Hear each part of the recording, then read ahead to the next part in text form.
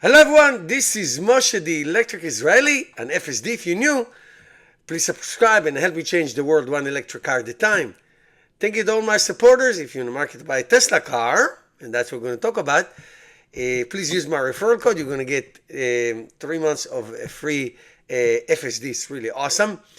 A thing came down the other day, yesterday actually. The Congress, first it's the House of Representatives, passed the big and beautiful bill, whatever he calls it, Trump, and it has a tremendous implications for electric cars and solar panels and electric chargers, home chargers. And there's no way to sugarcoat it. It's bad news. Now, it has to go to the Senate, and things can change, and things have changed in the past, so it's not for sure. But you better prepare yourself for what is it that you're going to do. No, so I'm going to give you the main details. Then I'm going to tell you what I think that it's going, what you should do, what's going to happen. So here it is, straight from Mr. Grok, my friend. The $7,500, the federal tax credit that is at point of purchase, is going to be gone by the end of the year, December 25th. Okay, that's going to be gone. Now, in 2020, there is some kind of a, not loophole, a new rule I will call it. In 2026, only EVs for manufacturers that have sold fewer than 200,000 qualified vehicles in the United States between December 31, 2009 and December 31, 2005 will remain eligible. Basically, almost nobody. Maybe, I don't know, maybe Lucid, maybe don't even qualify because they're too expensive. Maybe Rivian or others. So basically, that's a death sentence. Okay, so it will impact Model Ys, F-150. It will impact everybody. Not only that, there is a $4,000 tax credit for used vehicles, gone by the end of this year. Okay, commercial clean vehicle credit. Okay, tax incentive for commercial EVs, leasing loophole. Okay, so for example, if car company leases your car, it's a loophole. They get the $7,500 incentive. Fuel vehicle refueling, $1,000 tax credit for installation of home EV. I'm about to do one in my new place, gone by December 31st.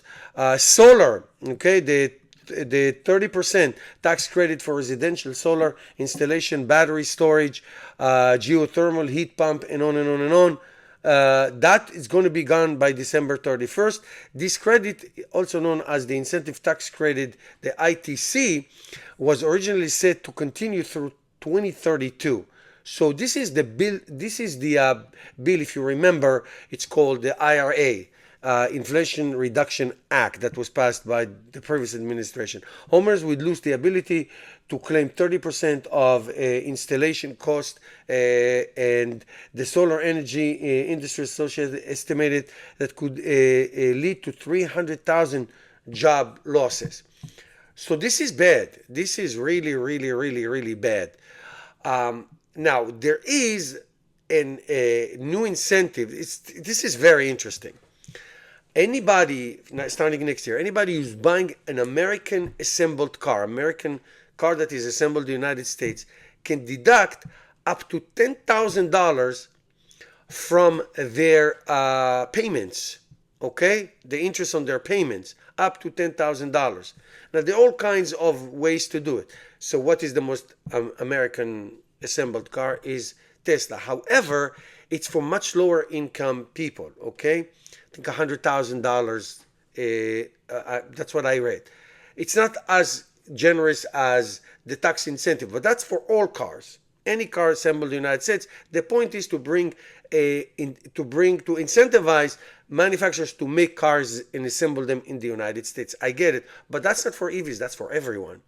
Okay, so Tesla will be benefiting from that, but that's not as wide as the tax incentive, because tax incentive covered people who their AGI, annual adjusted gross income, was $300,000. So let's say you made 400,000, but if you the net that you actually after taxes is 300 for a couple, 300 or less, then you're qualified, which makes a lot of people qualified. This is different.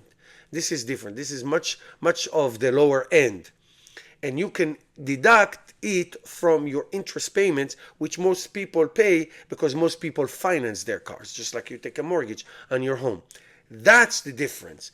So it is, okay, it's interesting, but this is really, really, really, really bad.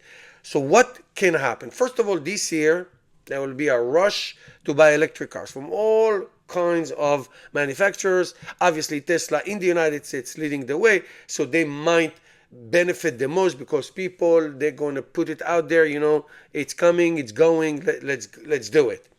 Okay, so that's this year.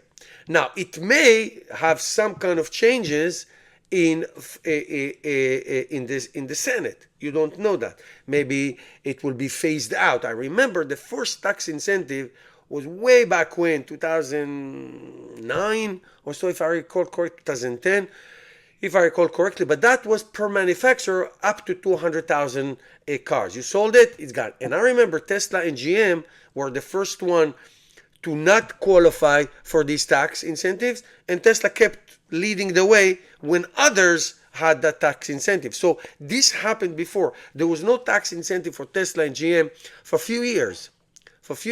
None, zero. But it was phased out. First year it was half of 7,500 and half of each quarter. Each quarter, when they reached that milestone, each quarter it phased out. 7,500, half of that, then half of that, and half of that, and then it was gone. But within 3 quarters, it was all gone. So that could be the next. But this happened before. So what can manufacturers do? Let's say this is passed. January 1, 2026, what you do? Well, they can eat that incentives and say, okay, we're keeping up to $7,500 a discount depending on your income, and I don't know about that if they want to start getting into people's W-2s. I don't think so. But a discount, or just a discount to anyone. Buy a car, you get a discount, or free this, or free. Tesla has a lot of level, free FSD, or free supercharging. There's all kinds of ways. They do it 0%. They're doing it right now. 2%. They do all kinds of ways to entice people so they can lower the monthly payment. It's all about the monthly payment. So they can do that, or they can absolutely try to be more efficient in manufacturing. Now, Tesla is the king and queen and prince of manufacturing in efficiency. So continue to be lowering the cost. Now, having said all of this, look, what we see, and we'll see this starting in June, Tesla is not as much focused on selling as many cars as possible.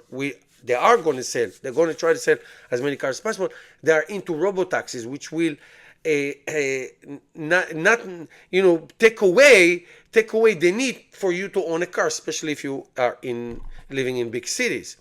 Okay, so why should you own a car? Why should you worry about taxes? What should you worry about leases? What should you worry about payments? What should you worry about interest?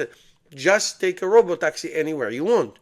Okay, it could be the Tesla robotaxi, Model S, Model Y, let's say Model Y, Model 3, and the robotaxis that they're going to create, meaning selling cars will not be a thing anymore. So this is going to create a tectonic change in anything that we do. Anything that we do. It's very interesting, really interesting. Thank you guys for watching.